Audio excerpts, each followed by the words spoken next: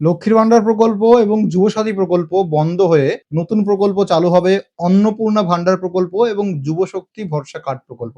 এই দুটো প্রকল্পতেই প্রতি মাসে ৩,০০০ টাকা করে আর্থিক সহায়তা দেওয়া হবে পশ্চিমবঙ্গের নতুন যে সরকার গঠন করেছে বিজেপি সরকারের পক্ষ থেকে। কিন্তু এই দুটো প্রকল্পতে টাকা পেতে গেলে ব্যাংক অ্যাকাউন্টের সঙ্গে ডিবিটি লিঙ্ক থাকা প্রয়োজন। ডিবিটি মানে কি?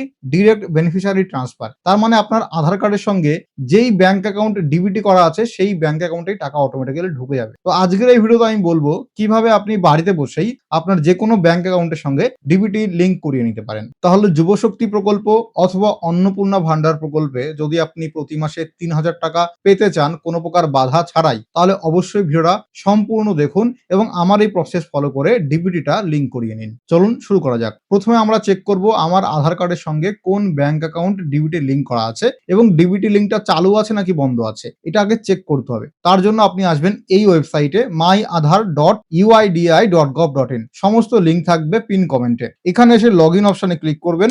এরপরে আপনার আধার নাম্বার এখানে বসাবেন, ক্যাপচা কোড বসিয়ে ওটিপি নিয়ে লগ ইন করবেন। মনে রাখবেন আধার কার্ডের সঙ্গে ফোন নাম্বার লিঙ্ক থাকা চাই এবং সেই ফোন নাম্বারে ইউআইডিআর পক্ষ থেকে ওটিপি সেন্ড করবে, তো সেই ওটিপিটা এখানে বসানো চাই। তাহলে আপনার ফোনে যদি ইনকামিং এসএমএস আসে, মানে রিচার্জ করা থাকতে হবে, তার সঙ্গে আধার কার্ডের সঙ্গে ফোন নাম্বার লিঙ্ক থাকা লাগবে। এইবার আমার আধার কার্ডের সঙ্গে লিঙ্ক করা ফোন নাম্বারে ওটিপি এসেছে, আমি ওটিপি বসিয়েছি, তারপরে লগ ইন অপশনে ক্লিক করব। যদি আপনার ফোন নাম্বারে ওটিপি না যায় অবশ্যই চেক করবেন ফোন নাম্বারে রিচার্জ আছে কিনা, এবং দ্বিতীয়ত ওটিপি না গেলে এখানে রিসেন্ড করতে পারবেন। এরপর আমি লগ ইন করে নিলাম। তাহলে আধার পোর্টালে আমার লগ ইন হয়ে গেল।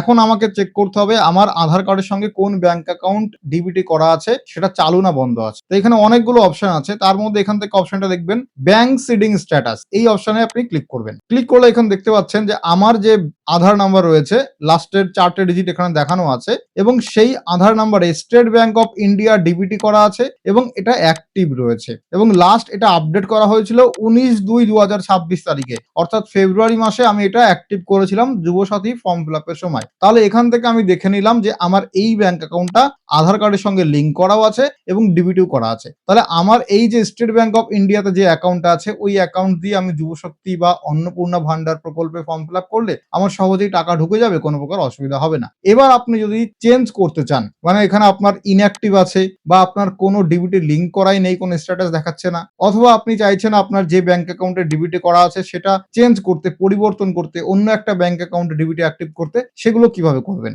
তার জন্য আপনাকে যেতে হবে আরেকটা পোর্টালে। আপনি গুগলে আসবেন, এখানে এসে সার্চ করবেন এনপিসিআই। তাহলে এই একটা ওয়েবসাইট খুলে গেল, national payment corporation of India, NPCI. এর উপরে ক্লিক করবেন। এরপরে এটা হচ্ছে এনপিসিআই এর অফিসিয়াল ওয়েবসাইট npci.org.in। এখানে এসে কাস্টমার অপশনে দেখতে পারবেন একটা অপশন আছে বেস, BASE, যার ফুল ফর্ম ভারত আধার সিডিং এনেবেলার। এই অপশনে ক্লিক করতে হবে। ক্লিক করার পরে এনপিসিআই এর বেস অপশন খুলে গেল। এইখানে দেখবেন সেশনের টাইম দেওয়া আছে, এখানে 8 মিনিট পর্যন্ত টাইম দেওয়া থাকে, অর্থাৎ এখানে যা কিছু করবেন 8 মিনিটের মধ্যে করবেন। 8 মিনিটের মধ্যে না করলে আবার নতুন করে সেশন তৈরি হবে, তখন আবার আপনাকে ওটিপি দিয়ে লগ ইন করতে হবে। প্রথমে এখানে আপনি দেখতে পারবেন আধার ম্যাপিং হিস্ট্রি, আধার ম্যাপ স্ট্যাটাস, অ্যাকাউন্ট ডিটেল সব এখানে রয়েছে। এখানে আধার ম্যাপ স্ট্যাটাস এই অপশনে আগে ক্লিক করুন। ক্লিক করার পরে এখানে আধার নাম্বার বসান, এখানে এই ক্যাপচা কোডটা দেখে দেখে বসাবেন। তারপরে চেক স্ট্যাটাস এই অপশনে ক্লিক করুন। এরপরে আবার আধার কার্ডের সঙ্গে লিঙ্ক করা ফোন নম্বরে ওটিপি যাবে, সেই ওটিপিটা এখানে বসিয়ে কনফার্ম অপশনে ক্লিক করবেন। এরপরে আমার আধার কার্ড ম্যাপ করা আছে কোন ব্যাংক অ্যাকাউন্টে, একটু আগেই যেটা দেখালাম স্টেট ব্যাংক অফ ইন্ডিয়াতে লিঙ্ক করা আছে, ডিবিটি এনেবল করা আছে, যেটা আমি অলরেডি ইউআইডিআই পোর্টাল থেকে দেখালাম যে স্টেট ব্যাংক অফ ইন্ডিয়াতে অ্যাক্টিভ করা আছে ডিবিটি, সেটাও কিন্তু এনপিসিআই তেও একই বলা আছে যে এটাই লিঙ্ক করা আছে। তাহলে আমি শিওর হয়ে গেলাম কোন ব্যাংক অ্যাকাউন্টে আমার ডিবিটি লিঙ্ক করা। এইবার আমি ডিবিটিটা চেঞ্জ করব, তার জন্য আধার সিডিং ডিসিডিং এই অপশনে ক্লিক করবেন। ক্লিক করার পরে এখানে আধার নাম্বার বসাবেন, তারপরে আপনি আধার সিডিং করতে চাইছেন নাকি ডিসিডিং করতে চাইছেন। সিডিং মানে আপনি ডিবিটি অ্যাক্টিভ করতে চাইছেন, আর ডিসিডিং মানে ডিবিটি বন্ধ করতে চাইছেন। তো আমি এখানে সিডিং অপশনে ক্লিক করব। এইবার এখানে বলা আছে আপনি কি ধরনের সিডিং করবেন। ফ্রেশ সিডিং মানে কোনোদিন এর আগে সিডিং করা ছিল না, তাহলে ফ্রেশ হবে। Movement same bank with another account, অর্থাৎ আপনি সিডিংটা পরিবর্তন করতে চাইছেন, একই ব্যাংকে দুটো অ্যাকাউন্ট আছে, মনে করুন আমার স্টেট ব্যাংকে দুটো অ্যাকাউন্ট, তাহলে স্টেট ব্যাংকেরই একটা অ্যাকাউন্ট থেকে অন্য একটা অ্যাকাউন্টে চেঞ্জ করলে এই সেকেন্ড অপশনটা হবে। কিন্তু আপনি যদি চাইছেন যে না একটা ব্যাংক অ্যাকাউন্ট থেকে অন্য একটা ব্যাংক অ্যাকাউন্ট, মানে আমার স্টেট ব্যাংকে ডিবিটি বর্তমানে করা আছে, আমি চাইছি এটা চেঞ্জ করে আমার ইউনিয়ন ব্যাংকে ডিবিটিটা অ্যাক্টিভ করতে, তাহলে সেক্ষেত্রে হবে মুভমেন্ট। তাহলে তিনটে অপশন ভালো করে বুঝে নেবেন। ফ্রেশ ট্রেডিং মানে প্রথমবার নতুন করে ফ্রেশ ট্রেডিং করছি, তাহলে এইটা আমার জন্য হবে না। Same bank with another account যেটা সেকেন্ড অপশন, সেটাও আমার জন্য হবে না, কারণ আমার অন্য একটা ব্যাংকে আমি সিডিং করতে চাইছি। তাহলে আমার থার্ড নম্বর অপশন হবে যে একটা ব্যাংক থেকে অন্য একটা অ্যাকাউন্টে সিডিং করতে চাইছি, তো এখানে আমি ক্লিক করব। এবার এখান থেকে ব্যাংক চুজ করব। আমার আগে কোন ব্যাংকে করা ছিল, আমার আগে করা ছিল স্টেট ব্যাংক অফ ইন্ডিয়াতে। এখন আমি এখান থেকে ব্যাংক চুজ করব ইউনিয়ন ব্যাংক অফ ইন্ডিয়া। দেখুন এখান থেকে ইউনিয়ন ব্যাংক অফ ইন্ডিয়া আমি চুজ করলাম। এখন কথা হচ্ছে এতগুলো ব্যাংকের লিস্ট আছে, এখানে দেখবেন আপনার ব্যাংকের লিস্ট আছে কিনা। এই লিস্টে আপনার ব্যাংক অ্যাকাউন্ট থাকলে সেটা চুজ করবেন। যদি আপনার ব্যাংক এই লিস্টে না থাকে সেক্ষেত্রে আপনাকে ব্যাংকে গিয়ে এই কাজটা করতে হবে, অনলাইনে বাড়ি বসে করতে পারবেন না। এবার আমি এটা চুজ করে নিলাম, তারপরে আমার অ্যাকাউন্ট নাম্বার এখানে বসাবো, সেম অ্যাকাউন্ট নাম্বার এই ঘরে বসিয়ে কনফার্ম করে নেব। তারপরে টিক মার্ক অপশনে ক্লিক করব, এরপর এখানে ক্যাপচা কোডটা দেখে দেখে বসাবো, তারপরে সাবমিট অপশনে ক্লিক করব। এবার আমি সবকিছু বসিয়ে দিয়েছি, তারপরে সাবমিট অপশনে ক্লিক করলাম।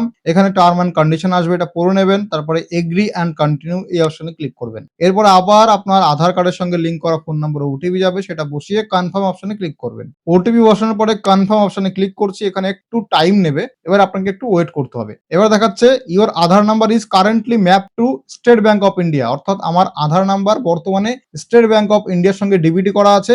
আমি যদি এখানে কনফার্ম করি তাহলে এটা ইউনিয়ন ব্যাংকের সঙ্গে ডিবিটি অ্যাক্টিভ হয়ে যাবে, তো আমি এখানে কনফার্ম করছি। তারপর একটু ওয়েট করবেন এবং এখানে টাইম নেবে। এবার এখানে একটা ফেলিওর দেখাচ্ছে, কারণ আমার অ্যাকাউন্ট ব্লক বা ফ্রোজেন হয়ে গেছে, যেটা ইউনিয়ন ব্যাংক অফ ইন্ডিয়া সেটা এখানে ফ্রোজেন হয়ে গেছে, যার জন্য এটা হয়নি। বাট অ্যাকাউন্ট অ্যাক্টিভ থাকলে এটা আমার হয়ে যেত। তাহলে আমি যেই প্রসেস দেখালাম সেই সেম প্রসেস আপনি ফলো করলে আপনার যে কোনো ব্যাংক অ্যাকাউন্টের সঙ্গে ডিবিটি লিঙ্ক করিয়ে নিতে পারবেন, অ্যাক্টিভ করিয়ে নিতে পারবেন। এখানে দেখুন আরেকটা অপশন আছে আধার ম্যাপিং হিস্টরি, এই অপশনে ক্লিক করলে আপনি আধার নাম্বার এবং ক্যাপচা কোড বসিয়ে দেখতে পারবেন গত 3 মাসের, গত 90 দিনে আপনি কতবার সিডিং বা ডিসিডিং করিয়েছেন, কি কি চেঞ্জেস করিয়েছেন, সমস্ত হিস্ট্রি আপনি এখান থেকে দেখতে পারবেন। তাহলে এই ভিডিওতে আমি ইন ডিটেলে দেখালাম প্রথমে কিভাবে চেক করবেন আপনার আধার কার্ডের সঙ্গে ব্যাংক অ্যাকাউন্ট ডিবিটি অ্যাক্টিভ আছে নাকি ইনঅ্যাক্টিভ আছে। এই পোর্টালে এসে আধার কার্ডের পোর্টালে আসে, যদি অ্যাক্টিভ থাকে এবং আপনি চেঞ্জ করতে চান তাহলে যেই প্রসেস আমি দেখালাম এনপিসিআই অফিসিয়াল পোর্টালে গিয়ে এটা পরিবর্তন করে নেবেন। এরপরে অনেকের এই পোর্টালে লিঙ্ক হবে না, অনেক সমস্যা আসবে, টেকনিক্যাল এরর আসবে কিংবা কিছু প্রবলেম হবে,